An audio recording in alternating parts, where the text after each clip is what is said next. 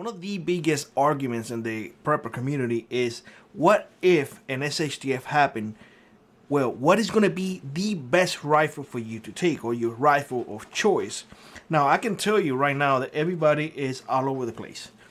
Some folks will say 22 is my goal. My 3006 is my goal. My M1A is my goal. My AR is my goal. Everybody has a preference.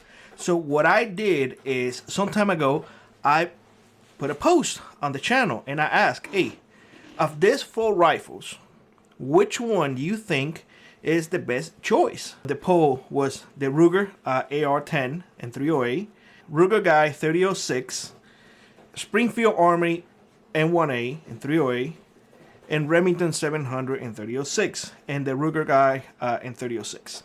I kept it in the 30 caliber because, well, I live in Alaska, y'all, and for those of you who don't know, well, we have big animals here, and let's be honest, anything that a 30 caliber can do, a 5.56 may not be able to.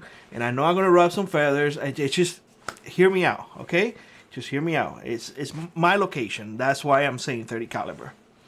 Now, I put those 4 specific rifles because those are very common and honestly very reliable firearms.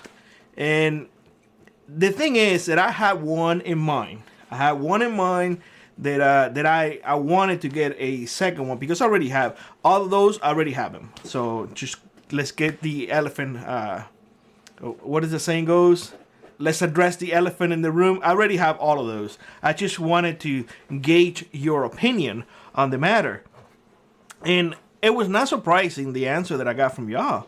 I mean, obviously, you guys went with the most reliable one, and that is the M1A. The M1A, by far, in my opinion, and testing all of those, is the most reliable one. However, it comes to accuracy as well. It comes to price. It comes to weight. Because, I mean, the M1A is not a lightweight rifle at all. And if you have to haul ass, because you have to hunt and hike 2 or 3 miles, I guarantee you that 12-pound chunk of metal is going to be like, oh, damn, this thing weighs. And it does weigh, and it's big too.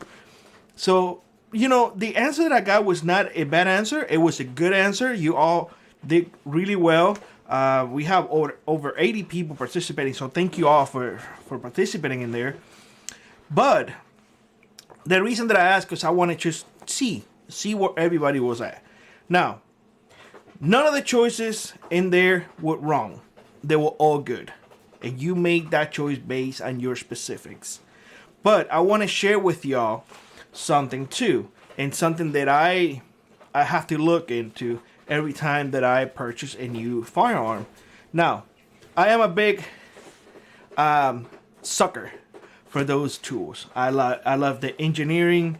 I love reading about it. I love everything that is involved into the creation of that tool. And it's funny because I was actually talking to Laz today about that. And I said, son, that is a tool, nothing more, nothing less. But you know, it just fascinates me, the history and the engineering and whatnot.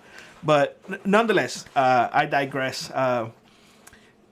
Probably you guys already figured out the one that I got, and I got the Ruger 308. I own more AR-10s. However, I needed something light, a very light, in a 30 caliber.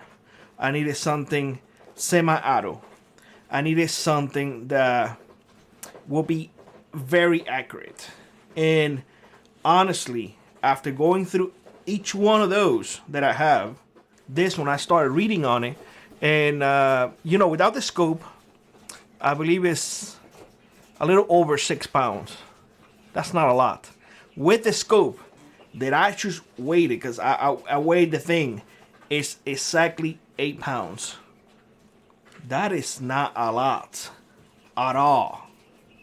At all. So I was like, you know, it's a no-brainer.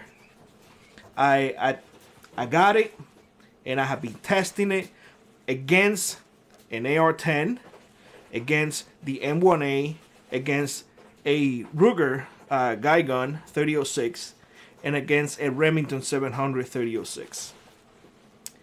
I have tested it against all of those. I'm not going to say that it's better than all the other ones. I will say this. If you are looking for something light with a punch that is not going to kick a lot, and it's going to be, how can I say, user-friendly, I think this is a very, very good choice, to tell you the truth. Now, I do have to say that at the very beginning, I use this on my ARs. This is how I collect my brass. This is attached, and all the brass just goes in there. That way I don't have it all over the place. But I had this on, and I have a few failures, but it was not the tool itself. It was just because it was getting, cut into that little pouch. So I removed the pouch, and I started sending rounds. Not a single failure, which I was like, all right, rock on. Because my other AR, it does kick a lot more. It does have a fixed gas. It kind of overgassed, to tell you the truth. The other one, it actually blasts me from time to time, because the other one I use it with a Schurscher, and it blasts me quite a bit. So I removed the Schurscher and everything to make sure that, I don't get that much of a blast. Still a little too much. This one you can actually, it does come with a tool and everything, and you can actually adjust. Just an FYI, keep it at 3 for the first 200 or 300 rounds, and then dial it back to 2. That way it's, tune in, if you want to call it that. But nonetheless, what impressed me the most, honestly, was the group.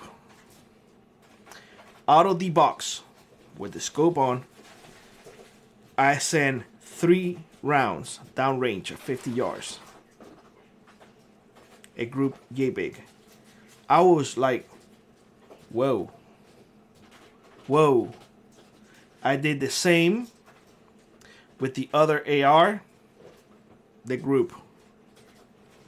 I did the same with the Remington 700, the group. 308 on the M1A, the group.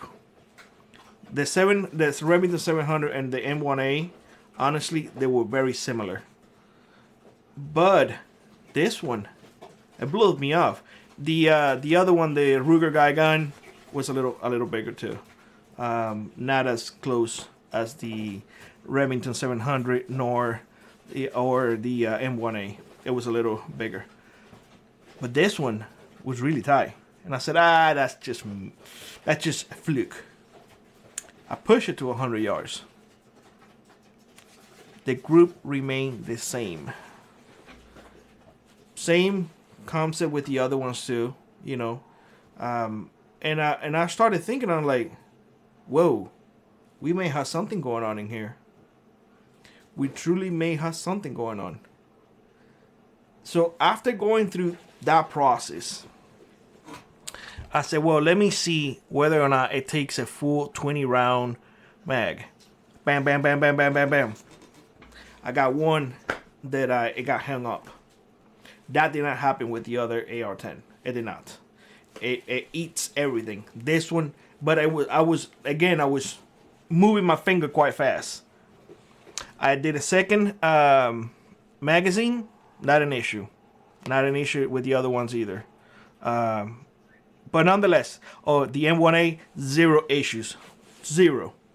So that's another thing that I want to mention.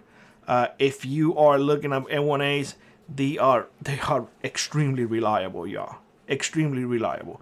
However, prices. This one, I got it on special. It cost me a little less than $1,000, $9.99. The N1A, you cannot get it for less than $1,400. Most of the time, it's $1,600 and above. Mine's a little heftier than that because I have a match competition one. So you pay what you get for what you get. But if you're in a budget,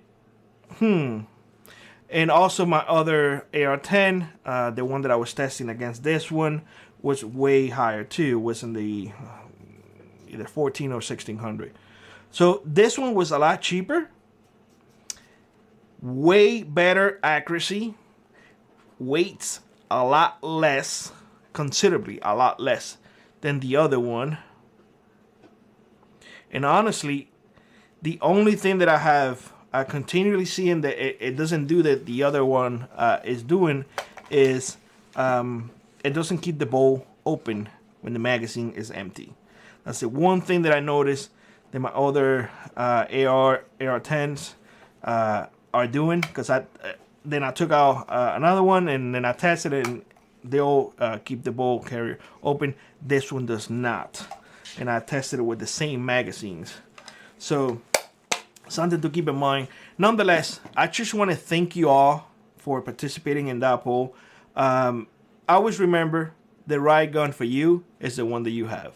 I just want to bring your attention to this one because I was blown away by something that is not really expensive and it is fairly accurate, at least up to 100 yards thus far. I will continue to test it, push it further away from that. My goal is to keep it between 150 and 200. This one I'm going to push a little bit more. The other ones are more long distance, but this one I want to see. I want to see, you know, what it gives me. Haven't done any torture tests. I think I would do that. I don't like destroying my tools for no reason. But thus far, call me impressed, especially on the accuracy, especially on the weight, especially on the price. So that being said, I hope you have a great one, and I hope you enjoy this video. This is nothing more, nothing less, in my opinion. And again, I want to reiterate what I said earlier. The best rifle for an SHTF is the one that you have, not the one that I'm telling you is good. Okay? So that being said, I hope you have a great one. Like always, rock on, prep on, and I will see you on the next one. Bye-bye, everybody.